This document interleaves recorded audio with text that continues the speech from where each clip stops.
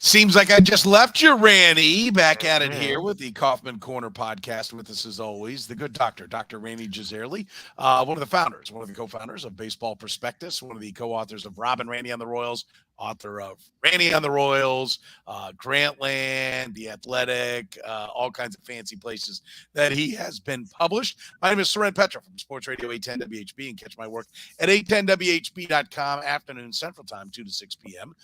You can stream the podcast there and get the podcast there at 810WHB.com. Stream the show live, I should say.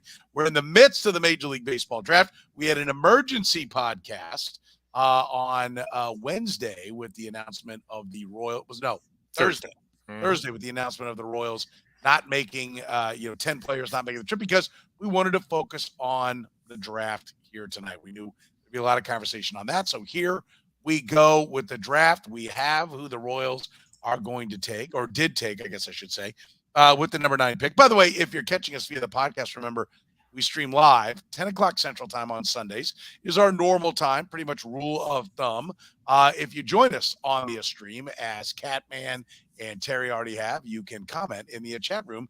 If you're joining us, you can join us on Twitter, but you can comment on Facebook, YouTube, and Twitch. So if you join us in those means, we can get your comments. We can also get your reviews. If you give us the thumbs up, the likes, the loves, they go a long way towards helping us. They don't cost you nothing. So ding it up. A lot of loves, right? A lot of subscribes. Let's make it happen, people. Rany, pick number 9. The Royals selected.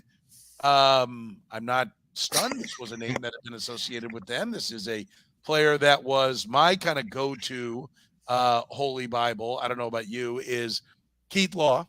I love the work that Keith Law does.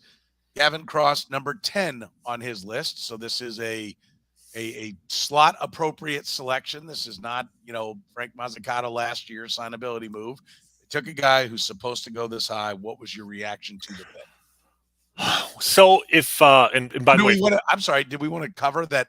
If I jet and Rany's just rolling solo, I forgot about that. Yeah, part. we probably should mention that real fast. If there's a moment and like all of a sudden you see the screen does something like it would be something like this, and then it would be like,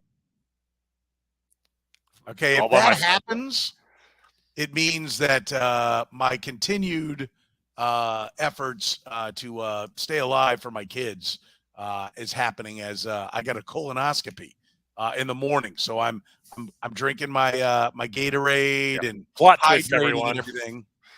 No one saw that coming. Yeah, in keeping with our Reset Health Kick theme on the podcast, this is, I guess, the point where you and I talk about the importance of preventative medicine. And you are scheduled for your first ever colonoscopy in the morning. I had my first ever colonoscopy last September. It went smooth and easy, which is what you want. Smooth and easy. Yeah, smooth and easy. That's a good word you want when you're talking about your bowels. So. Maybe I've experienced it, for the last few hours. Even you might experience it the next hour. If you do, then I'll riff on something. I have some ideas. The old recommendation was that all adults at the age of 50 should have a colonoscopy. The recommendation now is at age 45. And I can tell you from experience, I've had friends who in their mid-40s developed colon cancer, and fortunately was caught early, and he's doing well. But as he told me, if he had waited to age 50 to get his colonoscopy, he probably wouldn't be with us. So, we've talked about other ways to keep yourself healthy in previous episodes. I'm glad you're going in and doing that. And if it allows us to make fun of you a little bit on the podcast and maybe on the air tomorrow, even better. So in the morning, everyone listening, it's kind of a historic moment, actually. For the first time ever, Soren Petro will not be full of crap.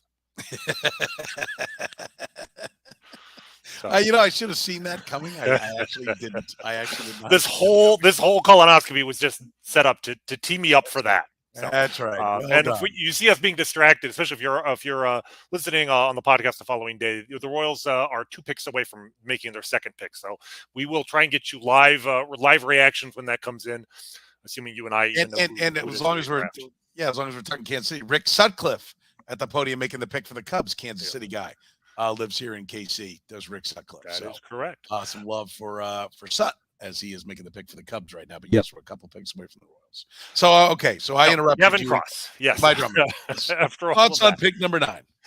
So if you had told me at 6 p.m. this evening when the draft kicked off that the Royals pick will be Gavin Cross, I would have been probably fine with it. He, like you said, appropriate for the pick in terms of the value, number 10 on Keith Law's list. I want to say number 9 or number 10 on Baseball America's list. Like that's exactly where his talent justified him going. Not a bad pick in isolation. I'm a little bit frustrated simply because the way the draft went, I feel like there were some opportunities to get arbitrage and draft players who actually fell in the draft and were even better than Gavin Cross at the 9th overall pick. We had talked a lot about how hitter heavy this draft was, and the concern was if the first 8 picks are all hitters, do you really want to take the 9th best hitter in the draft as opposed to the best pitcher in the draft? And one of the guys that you and I had talked about, and I had said would be a really interesting way to play this draft was to focus on Kumar Rocker. Well, it turns out Kumar, other teams had that idea even higher up in the draft, and Scott Boras wins again because Kumar Rocker was the shock of the draft, going number 3 overall. But there's no way he's going to get. I don't think he's getting number 3 money, and I mean we'll see, and that's why it is kind of hard to analyze anything that any team does at this point in the draft without knowing the money that's involved, because slot money is everything in this draft. But the point is that Rocker going that high meant some hitters would fall. And then with the number 7 pick, I think to me, maybe an even more surprising pick is the guy I was worried the Royals would take, a pitcher by the name of Cade Horton, college pitcher out of Oklahoma, who was terrific in the NCAA postseason. And really boosted his draft stock. But I always worry about guys who pop up at the very end. And I know Keith Law didn't even have him as a first-round value. But there was some helium that the Royals might take him at 9. Was actually taken at 7 by the Cubs. The Cubs being the surprise there. That's not a team I would have thought would have gone off the board for him. But maybe they see something we don't. But the upshot of all that is now the Royals are looking at taking either the 3rd best pitcher or the 7th best hitter. And 2 picks that were not expected to be top 10 guys suddenly going in the top 9 meant there were players who are falling. And one of those guys was a guy that I had told you was the guy I was hoping might fall, a guy named Cam Collier, who is an extremely unusual commodity, a 17-year-old junior college player. The only player I know of in history really who fits that profile was Bryce Harper. And Cam Collier is not Bryce Harper, but the same idea, a player who is so talented as a hitter that he enrolled in junior college early so he could qualify for the draft a year early and played against players 2, 3, 4 years older than him at the age of 17, did so well that he actually briefly played in the Cape Cod League, which is reserved for the best of college players. You don't see a lot of junior college players in the Cape Cod League at all, let alone a 17-year-old. He was out there. And the other guy who was out there that I think would have been a great pick was a guy named Kevin Parada, who Georgia Tech catcher. And you think of Georgia Tech and catcher, you think about Jason Varitek. I mean, they have a long history of developing catchers there, and a guy who's such a good hitter that it frankly doesn't matter if even if he wasn't a catcher, he would have been probably a top half of the first round talent. But you had the positional value in. Those 2 guys both ranked higher than Gavin Cross on both Baseball America and Keith Law's list. So I think I would have loved to have taken Cam Collier there. It's a high upside pick. Gavin Cross is a good player. I think he's there's definitely some good things here, which is simply that he is a college hitter. And I'll talk a little bit more about how unusual that is for the Royals. So I'm fine with it. I just think he could have. Yeah. Before we get to the player, I want to come back to a couple of the options you mentioned, because I think we need to fill in some of the details around him. Kevin Parada, when he goes at 11 to the Mets, and then the Mets take Jet Williams at 14. Mm-hmm. Now, the Mets had 11 from not getting Kumar Rocker signed last year. The talk was that they would go signability here and then, swing for the fences at 14. At least that was the one analysis that I was seeing, that I was hearing there. Instead, what they did was they swung for the fences here. This, to me, if we're to, get it, for Royals fans before they get upset and say, well, why didn't you take Kevin Parada? Right. Well, the reason is, and most Royals fans won't because they just go, oh, you've already got a couple of catchers. You don't need a catcher because there's a football mentality, a football draft mentality that's brought to the baseball Which draft. I You take, hate. yeah, you take the best player available. The reason they didn't, one of the reasons why they didn't take him is he's probably going to get way over slot money. And 14 Jet Williams is going to come cheap. Like this was a deal that was probably done earlier. And when the Royals would have asked, hey, what's it going to take? He said $50 million. Right. Like, Well, it can't get any this is possible, and that's why. I mean, we certainly did this last year when the Royals took Mazzucato. It's like, why the hell didn't they take Kumar Rocker? And then Kumar Rocker goes, and he probably wanted way over slot. So yes, it's possible. I've heard different things. I've heard people say, yes, Parada's going to get over slot money. I've heard people say it's actually going to be fairly close to slot. I believe that pick, because it was a compensation pick for not signing Kumar Rocker last year. Exactly. I don't think you get compensation again. I believe the Royals are up now. Let's see. Do we want to listen live on what the Royals do right here? I just if you've got it, yeah. I don't. Or you know what? Maybe they already passed over the pick. Oh, that's pick 48. Okay, that's and that's actually that was a guy I was looking for. The Royal staff, Connor Prelip, a college pitcher who had Tommy John surgery. Okay, well we'll get it soon. So Parada, like I worry that if they don't sign him, they're not getting another pick, so they have to have a deal in place for him. Exactly. Right, it's why and it figures that was more than what the Royals want. Or and let's not completely excuse them. They absolutely believe Gavin Cross is going to be better, and frankly, he needs to be better. They need to be hitting on some of these picks, which then brings us quickly to Cam Collier, lasting all the way to 18. I can't figure out. Like that's the one that I really want. It's fascinating to me too. And the Reds, it's not like a team that you would have expected to have a guy fall, and they had a pre-draft arrangement or something. That's for whatever reason. I mean, Keith Law, I think, had him as the number 2 player on his draft board. Yes. So that's a very interesting. I'm very curious to see what happens there. I just worry in part because when you look at last year and Mazzucato being the pick, and yes, he got less money than Kumar Rocker, but there were 3 guys I was really looking at with that pick: Kumar Rocker, and then the 2 high school hitters, Brady House and Khalil Watson. And I mean, if you dropped Mazzucato into this year's draft, I don't think he goes in the top 30. So I will say that the Reds did have a pick number 32, which means they've got a lot of extra slot money to splash around there if they wanted. If they went cheap with Sal Stewart, who I'm not going to act like I know anything about, but a catcher that they took at pick number 32, and they also have a pick at 55. So they've got the kind of resources. They've got more picks. They've got exactly, pretty much where the Royals were. Not as good because they're picking at 18 and not at number 9. Right. They had a chance, but to maybe maneuver like this with a Cam Collier. And I think that's one of the things we should consider here.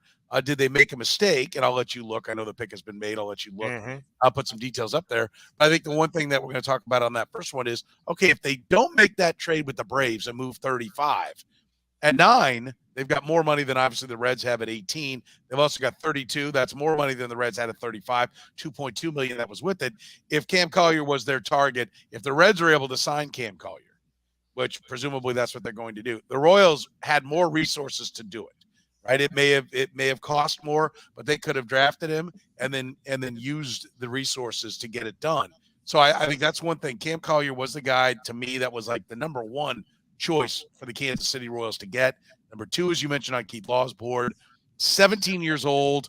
I'll point out that when Bubba Starling was taken his draft year, he was like 19 and change, and Francisco Lindor went a couple of picks later, and he was 17. Yep, as a shortstop. So that the ability to compete with guys 2 or 3 years older doesn't mean much when you're 28 or 29. It means a lot. In fact, we spent a lot of time talking, Randy. I remember having you on the radio show about the fact that Bobby Witt Jr. was a little bit old. Yep, and I'll give the Royals credit that they made the right pick there despite the age.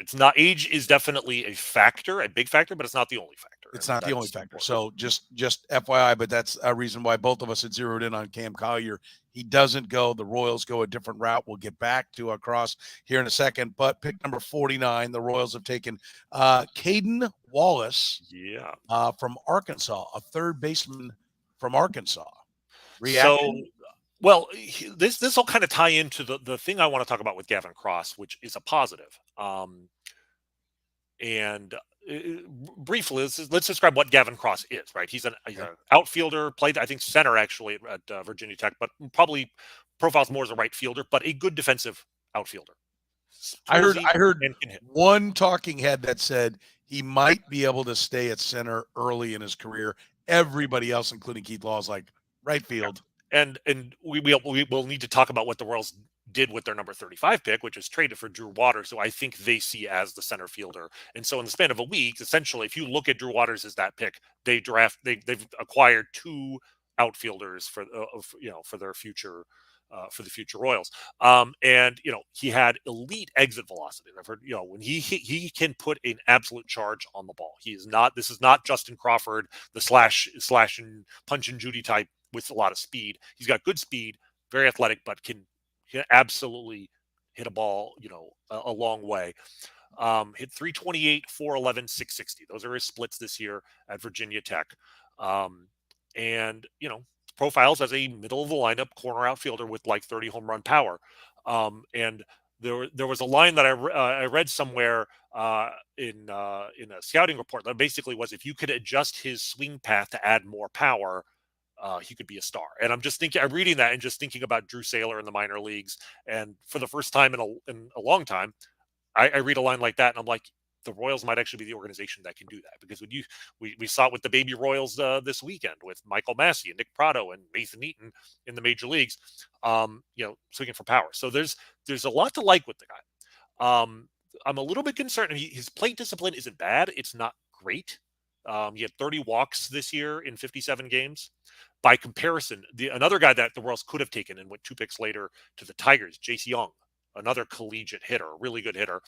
He's an infielder, and a lot of people question his defense. He's got an unorthodox swing, but in about the same amount of playing time, he had 59 walks this year. Like, the on-base percentage is still not a number one focus. Maybe the Royals can teach it. It's not a weakness. But here's the thing that I really like about Gavin Cross, and it's a simple thing, but it's something we have not seen a lot of in Kansas City. He's a college hitter.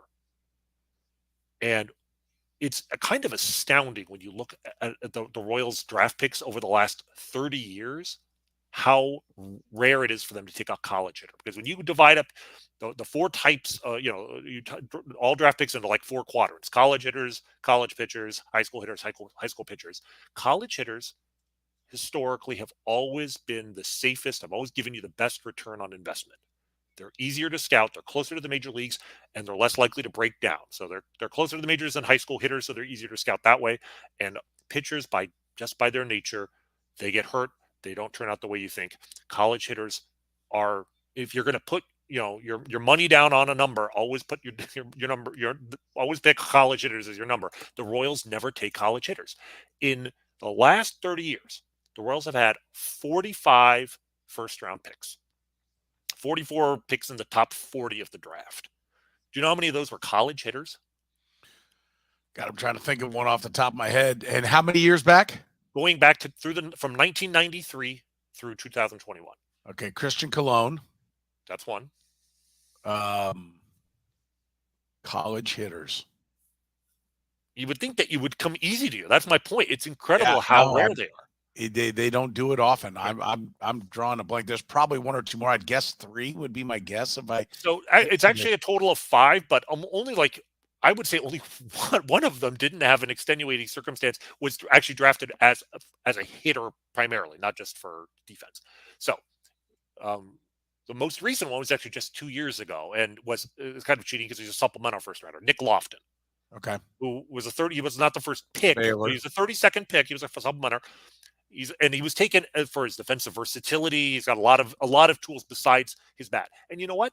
He's actually doing very well in the system. I think he's probably a top 5 prospect in the system right now. I like the Whit Merrifield comp, hopefully with vaccine included, but I really think he could be a very valuable player in the major leagues. Like, I think that was a good pick, and especially at number 32. We will see. Before that, you have to go all the way back to Hunter Dozier. Oh, wow. I forgot about 2013. Dozier, yeah. And Hunter Dozier, now, and again, extenuating circumstances there too, because he was a shocking pick at the time, but it turned out they had worked out things with Sean Manaea. In essence, they took Dozier first, but they wanted Manaea more. and it worked out very well. But even being the 8th pick and being sort of the guy that they were working out an underslot deal in order to get Manaea later, Hunter Dozier has been a productive hitter in the major leagues. I'm not, his defense is so bad, I'm not sure how valuable he is, but when you consider just getting to the major leagues and playing every day, that's a win if you're a draft pick. Just from a draft perspective, Hunter Dozier, I think, counts as a success. Before that, Christian Colon, as you mentioned. And again, Colon, kind of a weird compromise pick. And yes, was a college hitter, but was taken because he was a heady, defensive, minded player. Was not taken for his bat. Oh no, he was a leader and had Jeter-like instincts for the game. When he was drafted, I was actually told, the play Jeter made against the A's where he cuts across and he pitches it to him. That's Christian Colon. I'm like, that's not why you draft a guy in the top 5. Like that scared the hell out of me, and it proved right to have scared the hell out of me. Yeah, I mean, exactly. I mean, he counts as a college hitter, but he's not a college hitter the way Gavin Cross is being taken for his bat. Before that, Alex Gordon, who, yes, worked out very well, was an obvious pick at the number 2. And it was just fortunate that he was there for the Royals, and the Royals were drafting that high. And then before that, Mitch Meyer in 2003, who, keep in mind, was drafted as a catcher. Yep. And that was kind of the height of the Allard Baird years, and the Royals didn't have any money. And I mean, Meyer had a major league career for several years, and still in the system, and is a very highly respected coach, smart guy. At the time he was drafted, I think there was some hope he could make it as a catcher. And frankly, if he had been a catcher in the major leagues, he probably would have had a long career because, his bat would have played better. But to go beyond that, you have to go all the way back to 1992, Michael Tucker. That's how far you'd have to go back. So we're really talking about one guy, Alex Gordon, who was taken for his bat and was not an underslot deal like Dozier was. In 30 years, the Royals have ignored the most productive quadrant of the entire draft profile. So just taking Gavin Cross as just taking a college hitter who's you're taking because he can hit, that's a new philosophy for the Royals. And that's by adding this guy, Cayden Wallace. If I know nothing else about him, a college hitter from a large university. Because when the name Cayden Wallace came up, I mean, and you and I discussed right before we went on the air, there's another piece to the number 9 pick. And when you see that Cayden Wallace played at Arkansas, there's an obvious connection there as well. Yes, I wonder why they might have been Dayton Moore might have been down at the University of Arkansas. To see his son play. For people that don't know, his son plays for Arkansas, and then he's got a connection to Gavin Cross as well, right? Well, Gavin Cross. So this is something as was pointed out. There is an NBC Sports article from 2 days ago. I felt. Let's put it this way. I felt a lot better about the Gavin Cross selection before I learned about this. It's an article about Gavin Cross, and it's a generally positive article about where he's from and how he became a top prospect. But let me just read a little snippet for you. You tell me what you think of this. So Cross grew up in Bristol, Tennessee, as the coach's son, and he loved it. His passion for baseball was first instilled into him by his dad, Adam. The elder Cross played shortstop and second base at East Tennessee State before 3 seasons in the minor leagues, 2 in the Atlanta Braves organization, and 1 with the San Diego Padres. Adam Cross became a professional scout and coach, but he also started a Christian-based travel baseball organization and enrolled Gavin in it. It was with the Crusaders where Cross learned not to worry too much about the wins and losses, at least while he was still a kid falling in love with the game.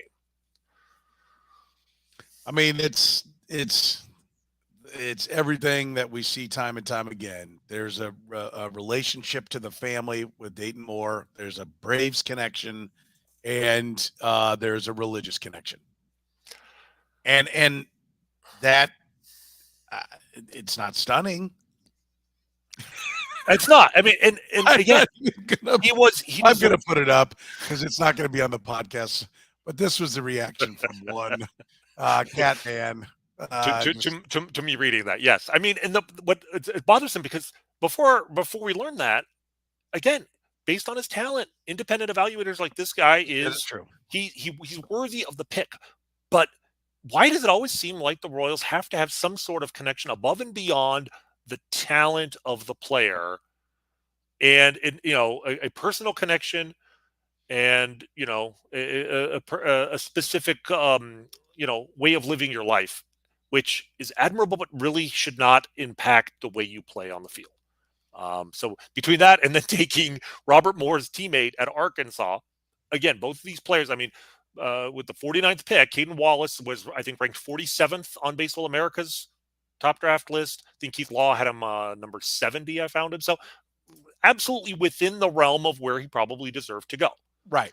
We'll see if these guys could very well turn out to be excellent draft picks for the Royals. And again, 2 college hitters. I'd have to go back and see the last time the Royals took college hitters with their first 2 picks. It's been a while. Right. So the thing that I think is important that I want to bring up here, a couple things. One, in defense of these decisions, if you've traded, and we're gonna come back to the trade that they make, because now it becomes, and we knew it would, the trade with the Braves, where they moved away pick 35, becomes more relevant. A trade that I don't think either one of us were doing cartwheels over, right? Were we? Not doing cartwheels over, but I wouldn't have done it. I'll go so far as to say I would not have made that trade.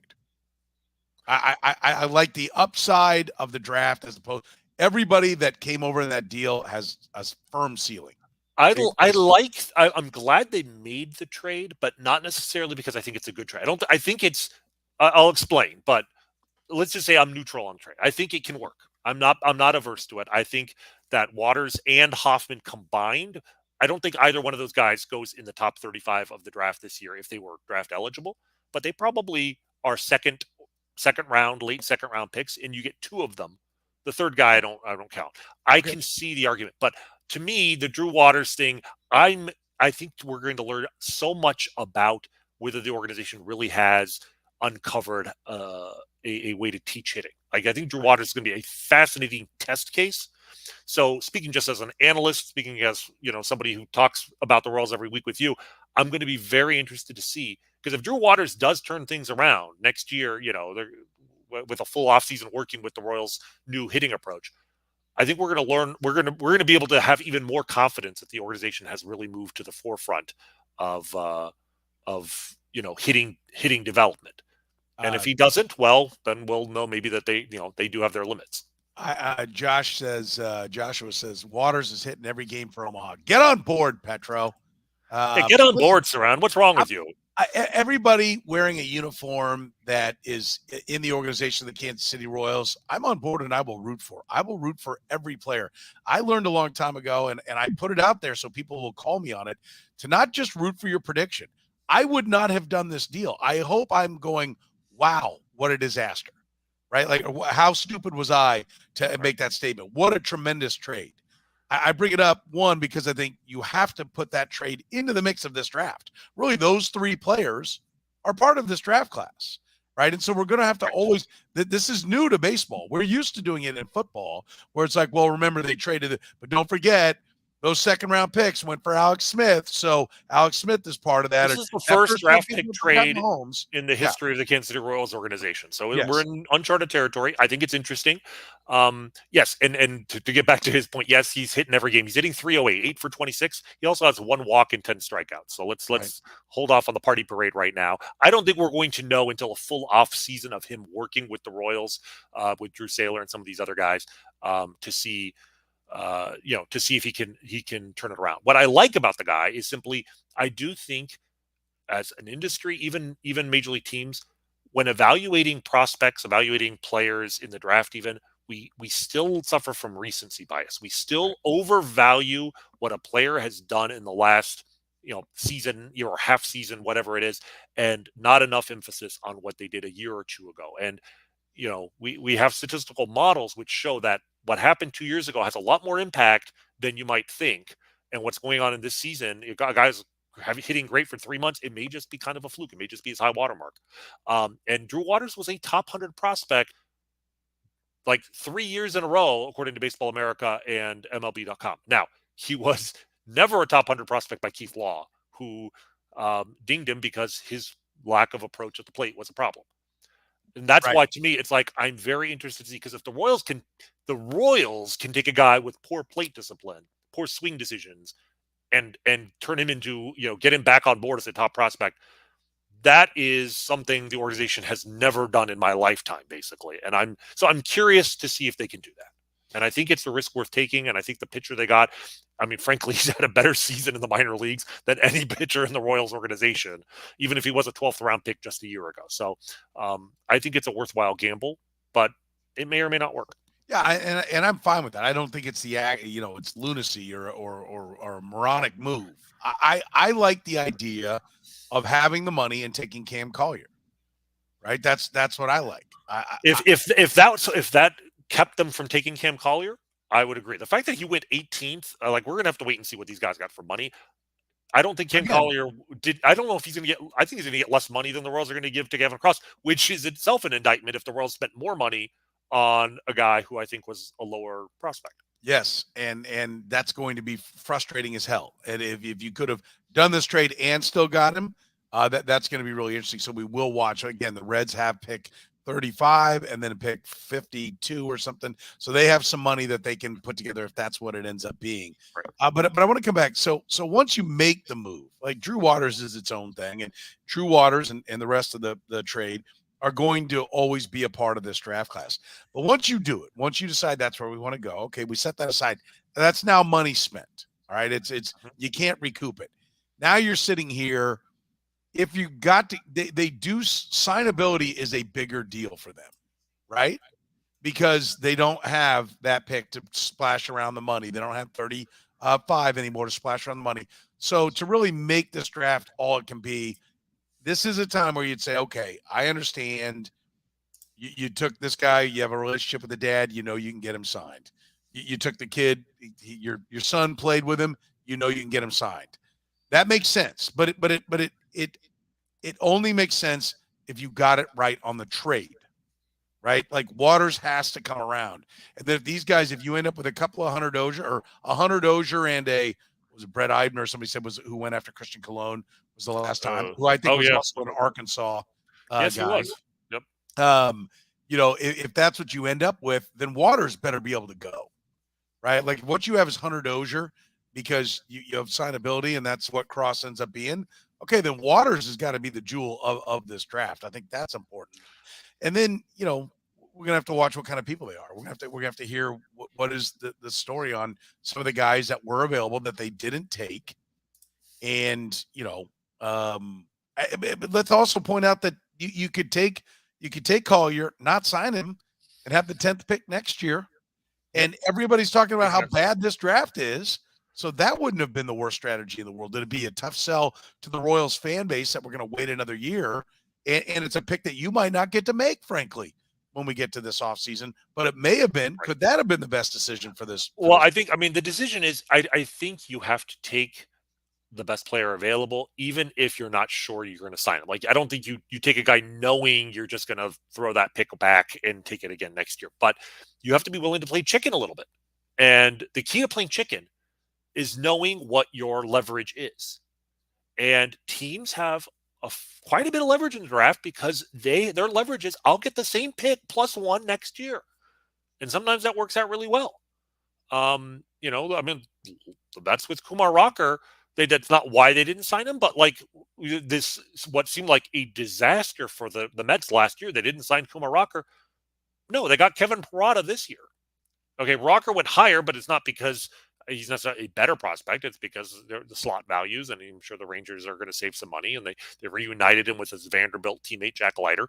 But like, if I'm a Mets fan right now, I'm not upset that they didn't sign Kumar Rocker last year. If it means I get a really, really talented catcher who might be a better player. So yes, if the Royals, if they were worried Cam Collier wouldn't sign, that's a lousy reason not to take him. And I know they do like predictability. The Royals like to know going in, and there is some value in the sense that you can then take players later in the draft that might have fallen that you have some extra money to shake out. Last year, I mean, they definitely knew before they took every one of those players, Frank, Mazzucato, Ben Cadorna, exactly how much money they needed to sign those guys. And when it all shook out in the end, they had just enough money to sign Luca Tresh in the 17th round. And Luca Tresh is actually now one of the best players to come out of that draft. He's hitting very well in A-ball and is probably the best catching prospect in the minors they have right now. So there is value to doing that, but you can take it too far. If you got a guy who can be a superstar, a guy who can be a really really good player, you got to go for it. And knowing that if you don't get him, okay, we'll take that pick in the next year. The Royals almost I can't remember the last time the Royals didn't sign a first round pick. And you know what? Maybe it's not the worst thing in the world if every once a decade, it comes down to the last moment you don't get the guy, because it means at least you're shooting for the best player. Do you know if they don't sign him, do they lose that amount of slot money to splash around in that year's draft? They do. Right? Okay. Exactly. Okay. But So which is, if you are going to sign the guy for over slot money, then you can actually, like, if you took a $4 million slot, you were going to give the guy $5 million, but he's decided not to sign. Well, you have an extra $1 million that you could actually dole out elsewhere, but you have to have actually drafted players that are worth that $1 million. Which they usually do in later rounds. That's where Jacob Junis came in. Jacob Junis was, but they've eliminated a lot of those late rounds now. It's a little more tricky because the draft ends after 20 rounds. But like Luke Tresh was that guy for the Royals last year, whereas like you throw a dart at one guy and it's like, he's there if we can sign him, and if we don't, well, it means we were able to sign everybody else. In the Royals case, they were able to get everybody, which was an impressive feat in last year's draft. The downside is Frank Mazzucato was their first pick, and with the number 7 pick, you got a guy who can't throw strikes, and he's 18 or just turned 19, and that may work itself out. But I think you have to look right now, looking back at last year's draft strategy, it's not going great. Yeah. A couple of things here I want to hit upon that are up here in the chat room. Again, if you're catching us via the podcast, if you catch us live 10 p.m. on Sundays on the YouTube, the Twitch, and the Facebook, you can be in the chat room and converse. Tyler says the fact that you're still sitting in that chair is nothing short of a miracle. He's talking about me. Rany will be flying solo for the final 25 minutes. Again, an update for those who may have joined us late in the process. There is a chance that Rany will fly solo for a little bit because I am got a 7:30. Got to be there at 6:30. Colonoscopy tomorrow. I will tell you, just since the subject got brought back up, has not been the horror show that people have made it out to be. You need to be at home. Don't get me wrong. You got to be at home. Don't go trying to do things. But like, I have lived a normal life today. So there's a very memorable article from Peter King from maybe 10 years ago. You know how Peter King will sometimes digress and write about non-football topics in his column, and I'm almost certain it's him. If I'm not, I'm probably guilty of slander here. But I believe he recounted how he prepped for a colonoscopy and then got on a plane. No. Yeah. No, you don't. That's not happening. I'm just saying he wrote about it, and he somehow managed to survive the landing and the hurried rush to a facility. But wow. That is something I would not recommend under any circumstances. No. I will say this. Back on the baseball side of things, do you think the front office felt pressure to draft a college hitter who's theoretically closer to the majors than Collier would be? I think it's a fair, and thank you, Matt, for the question. I think it's a fair question to ask because this is abnormal, if you will, for the Kansas City Royals, for the young Frankenstein fans out there, by the way. This is not their normal approach to things. I think, if they're great players, no. We took the best guys available. See, we got it right. If they're not good, we're going to wonder about that, right? Like that, it's a combination of get them signed, and we've got to show something. These guys got to move quick. We need these guys. We need somebody in AA next year talking about them in 24 because the clock's ticking on us. Right. I don't think that would be like it. You could very easily, if you're the Royals, argue to take the guy who's closer to the majors, but maybe a slightly lower upside, simply because you are trying to get that wave of prospects. Like you want this year's first round pick to reach the major leagues in the next 2 to 3 years, because Nick Prado's, is basically here, and Massey and MJ Melendez. Like, you've already got that wave of hitters ready to go. And the one thing that you are kind of missing, the Royals, 10 days ago, the area of the team in terms of prospects that was weakest was the outfield. And suddenly now they've got, a corner outfield potential guy, start everyday right fielder that might be ready to go for the major leagues in 2 years. You can make that argument. I would still say that if there's a massive difference in upside, You got take the guy who is going to be a star, and if he's a star in 2027, you'll deal with it. But I mean, especially after the Royals took the 17-year-old high school pitcher last year, that's like the last thing you do if you're worried about like job security in the short term. Because even if Mazzucato works out, the best case scenario is still going to be 4 or 5 years. I just think that it's just a talent difference there. But Gavin Cross is like, I don't want to make it sound like I'm crapping on him. I think he could actually be a very good player, and No pun I'm just intended. very happy. No, and I'm just very happy that they didn't take an underslot guy. That they didn't take a pitcher that, and at least until they overhaul that side of the organization, I just have no faith that they would be able to develop. So they took a player with a profile that is low risk and has skills that the organization seems to be able to develop. So those are two very good things about that pick. The other thing I wanted to highlight is Williams said, how is signability a factor when drafting college players? And that's interesting because 4-year junior for Gavin Cross, so he could go back and play a senior year. I don't anticipate that happening. You're talking about Cayden Wallace is a 4-year sophomore, right? So he's got a couple of years of eligibility. That would seem to be the one that you better be right on. He does, but also I'm just looking at it now. He is a draft eligible sophomore, and the reason why you're draft eligible is because you are old for your draft class. But he's also a sophomore, which means he's still 20 years old. Like as a college, if you look at his numbers, because I'm looking at his numbers here, and he had a very good season, not Gavin Cross level numbers, but a 940 OPS at Arkansas. And he's about 6-7 months younger than Gavin Cross. Not a huge thing, but as a tiebreaker, that's not something to be upset about. He doesn't turn 21 for another couple of weeks. So if you think of him, his numbers are comparable to any junior that the Royals might have taken with that pick, and he is younger. So I need to learn more about Cayden Wallace, but I like the profile here as well. Coming from a 4-year university in the SEC with good numbers, decent plate discipline, strikeout rate's not too bad, and young enough to develop maybe a little bit more than some of the other guys they could have taken there. Yeah, and he's a hitter. Yeah, and two college hitters, and let's be honest, and taking an outfielder, and we mentioned again the Waters trade with the Braves, they need outfielders, right? Lofton's there as kind of like a Whit Merrifield, type that can do it all, but they need outfielders. Like they're the one team. It seems like the Cardinals have an outfielder every year. Seems like every day they go out to the outfielder tree and pluck one off the tree and bring him in. The Royals need outfielders, and that to me is, again, I don't want to say this that it's scary or that's why they're doing. It's signability coupled with they got to get them there quick, and so these are all scary picks. No, I mean I don't think so. But it is a little bit. There are some signs we need to point out along the way, and was this a need selection, right? I can tell you from football draft experience, baseball has always been about the best player available. That's always been it, because it's so hard to find a guy that if you think, well, there's this guy looks like Griffey, but the best third baseman's over here, I'm going to take this guy because we got 2 center fielders. No, you take him, and because position guys other than first and catcher, if you're a short, you can play second and third. If you're a center fielder, you can play right and left. There's places to find them.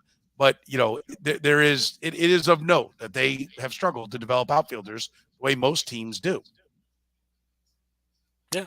Yeah. And I mean, the other thing is you never draft. You never draft a guy because he's closer to the major leagues if there truly is a star level talent out there. I mean, the classic example of this, when the Mariners took Ken Griffey Jr. back in 1987, they very nearly took a college pitcher named Mike Harkey because their owner at the time wanted to save some money and wanted a guy who would be in the major leagues quickly. And they had to talk the guy down from taking Mike Harkey, who I think the Cubs took, and ended up having a brief major league career. He was not Ken Griffey Jr. And then 5 years later, 7 years later, was it 90? No, 5 years later. Only 5 years later, the Mariners had the first pick again, and Alex Rodriguez was out there. And they very nearly, they strongly considered taking Darren Dreifert, Wichita State right-hander, because he was a college pitcher who could get to the major leagues quickly. And Darren Dreifert had a long career in the major leagues and had some moments of success. He was not Alex Rodriguez. And the fact that there was pressure within the organization both times to consider the college pitcher over the high school hitter because, well, he can be, in our rotation next year. That's, when there's a star out there, you take the star, and if it takes them 3 or 4 or 5 years to develop, that's okay.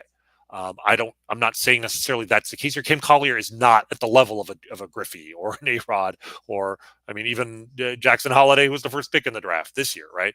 But he does strike me as a really high upside, one of the highest upsides in this draft. Hopefully, will not burn the Royals again. A lot of other teams passed on him too, so maybe he's not quite as good as we thought. But we'll see. Have you read a review on Cayden Wallace? Would you like to hear the write-up from Cayden Wallace is the guy the Royals took at pick number 49. Would you like to hear Keith Law's write-up on him? Please do. Number 70 on his top 100, but I will tell you, after you get to the top, things fan out quickly. So don't panic as much that he's 70 and they took him at pick 49. He's on Keith Law's top 100. Had he not been on his top 100, then I would say we've got alarm bells here. Wallace has been the best hitter on the Razorbacks this year, even with an approach that has him expanding the zone too much, and that has led to more swing and miss than the rest of his profile can support. Sounds Royals-esque. He has a direct, simple swing that leads to good quality contact and projects to an above-average hit tool and average power in the majors. If he tightens up that approach, he likes the ball middle in, but pitchers who can go fastball away or fastball up or changeups down and away can get him to chase, especially with 2 strikes. He's worked hard on his conditioning and has a good chance to stay on the dirt with a plus arm to keep him at third base. He's not a finished product, but offers everyday upside with a clear set of development goals to get him there, nearly all of them related to pitch recognition and selection. That's interesting. Royal, but again, if without Zumwalt they've unlocked the hit dust. Right. It's interesting that reading that now does not fill me with the same kind of existential dread it might have filled me with a couple of years ago. Clear set of development goals, nearly all of them related to pitch recognition and selection. He's talking about like how pitchers can get him up with a fastball up and away. Did you see the ball that Nick Prado hit today for a home run? From yes. Jose Barrios. We're talking about he didn't hit it off a scrub, and it was a fastball up. And that's, it reminded me of so many of the minor league highlights I've seen of Nick Prado hitting home runs. Nick Prado went from a guy who hit 190 in A-ball with 9 home runs in 2019 into one of the most prolific home run hitters in the minor leagues over the last 2 years by hitting that pitch, because he got the ability to get to a high fastball. You need bat speed to do that, but you also need a launch angle. You want to go after that pitch with a launch angle that you're getting just under it, and that's exactly what he did. That to me was much more than Nate Eaton's home run on Thursday. That home run is the most important thing we saw with these baby Royals over the last 4 days. If Nick Prado can hit Jose Barrios' fastball up in the zone, there may be still a future for that kid. And if that's the sort of thing that the Royals can teach Gavin Cross and Cayden Wallace here to reach those high fastballs and turn on them and get power. We're not used to thinking of the Royals as a power hitting team. They've basically never been a power hitting team. And that ballpark, may always hurt them. Although if they're thinking of getting a new ballpark in 7 years, who knows what will change there. But the Royals aren't shying away from power anymore. And that intrigues me. And that makes me feel a little bit better about both of these picks. Yeah. And the bottom line is, and we had one, I want to highlight. We had, let's see who had, somebody talked about like not drafting up the middle. Here we go. Catman said it's also odd that the Royals went with corners. They usually go up the middle. Is that significant to you? Does that read anything into it? Or, they do like their shortstops and center fielders. They do. I think that's part of the Drew Waters trade. That if that freed them up. But then that's drafting on need, and that's not a good thing. No, I don't. I think they made this trade in part because they saw a player whose stock was down and who fit a need for them. You're better off doing that when the guy's in AAA and you close to being a finished product, and you've seen him play defense at the minor league level. But it could just be a fluke. It's only 2 picks. 2 picks is not a trend. but at least it shows me that the Royals are willing to consider taking corner guys. Like, you should always just take the best player available. And if it's a first baseman or if it's, a shortstop, every draft is different. Every slot that you happen to be in is going to present a different set of options. I'm hopeful that they took the best option available for them. If not the best or close to the best with Cross, and then hopefully the best with Cayden Wallace. All right, and then let's answer this one from Matt. Do you think the Royals being them, not drafting a pitcher with the first 2 picks is awareness they can't develop pitching? I mean, maybe. I mean, or it's at least an awareness that they took 3 big. They spent a ton of draft capital on pitching, high school pitching last year, and we're not that far away from them using all of their draft capital in the top 2 rounds on college pitching in 2018.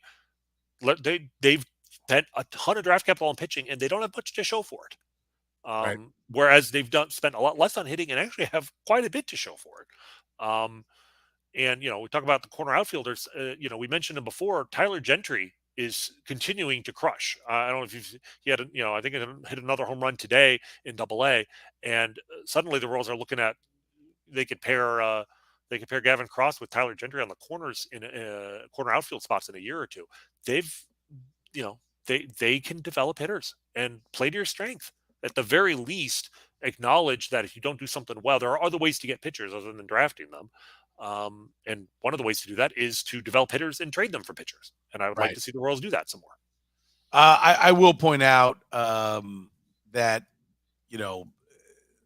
was it Keith Law who told me, or was it Jeff Passan talking about the draft a while ago when I said, well, the Royals taking a pick, and they said nobody will take a pitcher in the first 20 picks. Right now that didn't end up being true. Kumar Rocker went 3. The kid from Oklahoma went 7. There was a handful of them. There weren't many of them. But the point was basically that, listen, this is a hitter draft. So and I'm talking in reference to the question that was asked about, like, okay, is this a sign that they can't develop pitching? Or it's just a sign that that's what this draft was, hitters. Right. But at least they didn't try and force the issue. You take what the draft gives you. The draft gave them hitters. Common sense is a very underrated value, ability to have when it comes to the draft. Don't screw things up. It's amazing when you look at the history of teams that take draft picks that are completely off the board, how rarely they pan out. Right. Like the board, generally the consensus, there is value in that. And you better have ask the Oakland Raiders or the Las Vegas Raiders now how it goes when you just, think that you're smarter than 31 other teams. Doesn't always go very well. You mentioned Gentry, and as we sit around here, the trade deadline is going to be right over the corner. Like, do you get a sense? We've talked in our minor league minute, we've highlighted a number of guys. And a lot of times I'll be like, oh, looks good. You're like, hey, he's doing this. And I'm like, yeah, and he's kind of old for the league. Like, do you get a sense that they're holding? Because, like, even Gentry is now, you mentioned him, and I looked it up. He's 23, right? And has been 23 all year. He's in Double-A. That makes him age appropriate.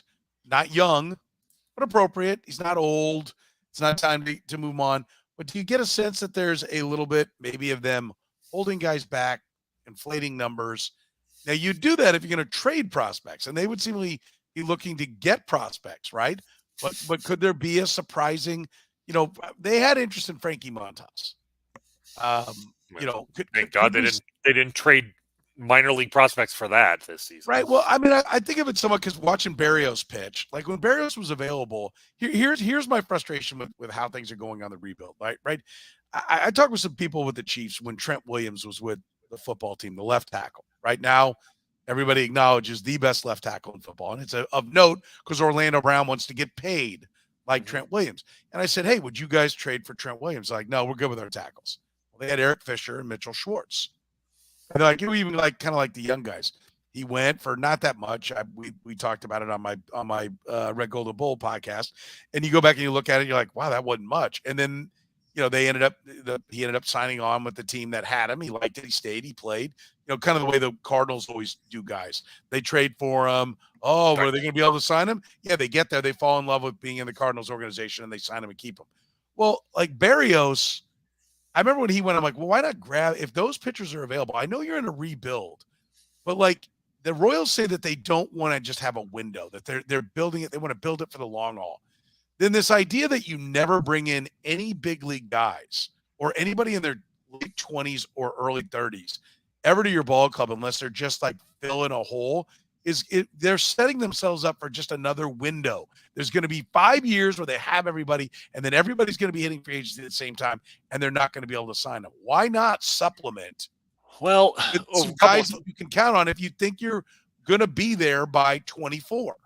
A couple reasons. One is, I hate to say this, the Royals aren't good enough to be topping off the roster. Like if they were, 79 and 83, you could make a case for trading for Frankie Montas or Jose. I'm sorry, but like the Royals are never good enough. They don't need one player. They're Right, four or five get players that. away, and they risk if they put all their eggs in one basket and they don't turn it around, they risk blowing the entire farm system that they've spent years developing. I get that, but at some point, if what you're getting are all guys that have 4 years, they're in this, and I'm fine. Listen, I'm of the opinion that the safest thing to do is to play for a window. The A's do it the safest way. We've got a window. When the window's done, and I was going to say, you're talking about a 5-year window. Sign me up for a 5-year window right now. I mean, when you consider the alternative, a 5-year window isn't bad. And the reason why that window ended after 5 years was they developed nobody during that 5-year window. Like they, if they had continued to develop, because one of the reasons why the Cardinals keep doing this is because they keep drafting really smart and getting Nolan Gorman and Dylan Carlson and Tommy Edman in the 10th round. And that's how you keep it going. But that's my point. You wouldn't needed to give prospects for Johnny Cueto if you already had Johnny Cueto. You see what I'm saying? My point is, I get it. Oh, we're not sure. That's the loser's lament. Well, I'm not sure we're going to be good enough, so I'm not going to do it. You're getting fired within the next 2 years, regardless. Okay, if you don't win, you don't get to keep going like, well, at least we didn't go trade for Berrios because look, he's not. The last thing I want is for them to trade because they're worried about getting fired. I remember when the Pirates traded for Matt Morris and the fork that was sticking out of his back because the general manager was going to be fired like 7 minutes later and took on like the entire contract. Like that's my concern. Yeah, I'm okay with them playing for a future, and if they don't get there, at least they haven't they haven't burnt the organization down on their way out the door. I got it, but like this idea that we're going to maintain it, and I'm just going off what Dayton Moore said. I'm taking it as word that he said we want to build it back for the long haul. We don't want to have these big ups and then these crashes. Well, then you've got to have your roster stacked out to where everybody's not coming up for arbitration at the same time. The way it sits right now, like even if Chris Bubich, Lynch, Singer are all good, they're all gone at the same time again, right? Like you're still not set. You have to get it to where because they came up at the same time, like which is a good thing in the sense that you developed this crop of talent. Like the reason why 2017 was the end of an era was because the Royals in 2011 promoted like just an incredible amount of talent to the major leagues in one season. You can also manage that by like give some of these guys extensions. Look back at those Royals. Aside from Salvador Perez, Hosmer didn't give away any free agency. Kane didn't give away any free agency. Moustakas didn't give away any free agency. You don't have to play it that way. I think maybe those players, 2 of them were Boras clients. I get it.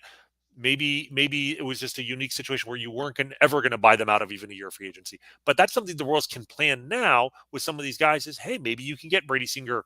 To give up a couple years of free agency, you give him a guarantee and you take on the chance that he turns into a pumpkin. But if he's good, you can delay his free agency by a year or two. There are ways to play it.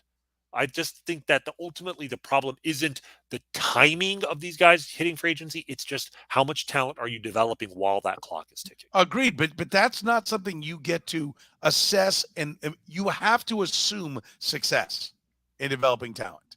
Right? It's this. Nothing works. As a Royals fan, I'm not sure I would agree with that. But this is my point. Nothing works if you don't develop talent. Like this kid has to be playing right field for the Royals in 3 years, or it's not going to work. It doesn't work unless talent keeps coming through. So like the idea that we don't want to move for anybody till we know we've got enough guys. That's exactly how you end up in that spot, right? You have to know that you are doing the right thing all along and make maneuvers at the big league level based upon success. Like, what are you going to do? So when do they have a full team, Rany? Right? Because they need a left fielder, center fielder, and right fielder. They need a second baseman. And all we know that they have is a catcher, a DH, if you want to put Pasquantino on the board, but we don't even really know that. We know they got a shortstop. Right? Like, how many guys? Like, I did this exercise. Who's a core guy on the Royals right now? It's Bobby Witt Jr., Witt, Salvador Perez, Salvador MJ Perez, Melendez has had enough of me to go I there. would say Pasquantino. I'm going to put him there. And certainly if not him, then Prato. Like, you have one of those two, Pasquantino, Prato. Those right? four. How many in the rotation? How many pitchers that 2 years from now? It's the pitching. Like, I think all of this doesn't matter. Yeah, but Randy, even 4 position players is not enough. I mean, I think there are certainly guys that, I think can be everyday players at the bottom of a lineup that's a playoff caliber lineup. I want to see what Michael Massey can do. Right.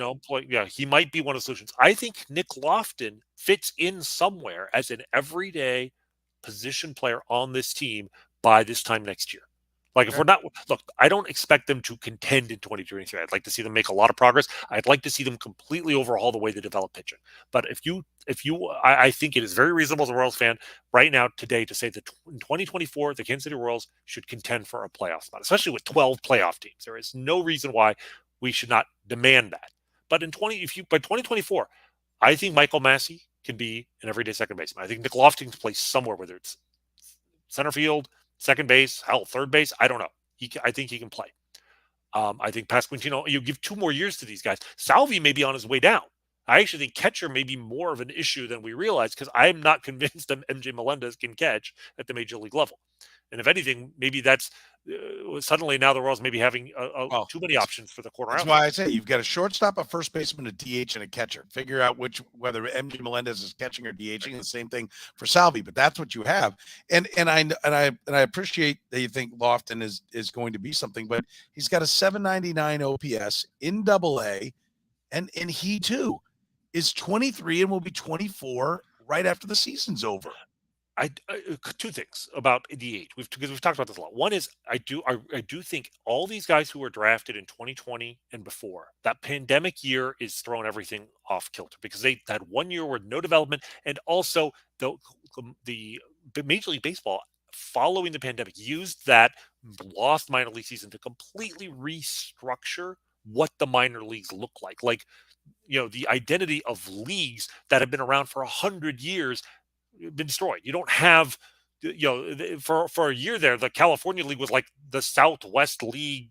They changed the names of the leagues. It was just very strange. So there's a lot of disruption, and I think players that every team in baseball is dealing with. Yes, but I'm not sure. If you looked at every team in baseball, you may find a lot of teams have the same situation, where guys that they drafted 3 years ago are doing well, but maybe a level below where you would expect, in part because they did play in organized league for a year. So I'd really want to look into that more.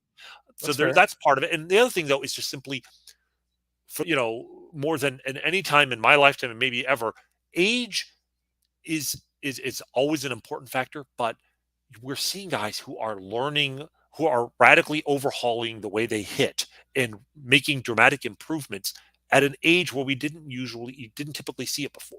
It used to be, if you were 20 or 21 in the majors, even if you weren't very good, you were almost certain to have a long career because you were going to keep getting better. And now you see guys who can make it to the major leagues at 21 and they're like a good player and they never get better. I mean, Eric Hosmer would fit into that category. I mean, you look at his numbers, age 21 as a rookie, and just plot that out based on what we would expect on historical trends, he should have been an MVP candidate throughout his prime. So that's on the one hand. On the other hand, though, you have guys who make it to the majors at 25, or who are average or below average, bench players, and they're 27, 28 in the major leagues, and suddenly, overnight, they turn into like 850, 900 OPS guys, right? Because the technology and the attitude now is, if you can't hit, you can learn how to hit. You can change the way. You have to be all in. You have to basically, remake your entire swing. And that's a huge gamble. Not everybody has the confidence to do that. Sometimes this guy's got nothing to lose. And that's sort of where the Royals were with Prado and Melendez 3 years ago. But age is simply not as important to me as it used to be. A 23-year-old in AA, he's not young, but he's not old enough that I'm worried. I think he needs to be pushed aggressively. I mean, they pushed up Gentry to AA about a month ago, and he's hitting so well that, frankly, I think I would just push him to AAA now. But I don't think the fact that he's not there is an indictment of him so much as a fact that he missed his first year of pro ball because of the pandemic, and he missed half of last season with knee tendonitis, and he's moving as fast as he can. So my bigger concern is simply the offensive levels in AA and AAA are quite a bit higher than they are in the major leagues. I mean, at Major League, the American League ERA this year is like 380 or maybe even lower. Whereas in the minor leagues, it's like a run higher. So some of these offensive numbers, you have to take a lot of air out of them. So I don't know what to make of those yet. But I'm still thinking Gentry could be an everyday guy in the majors. Do we know why Lofton didn't play today? Did he not play today? Well, I mean, I can't tell you. I've been tracking Lofton every single day. He played yesterday. 2 for 5 with 2 runs.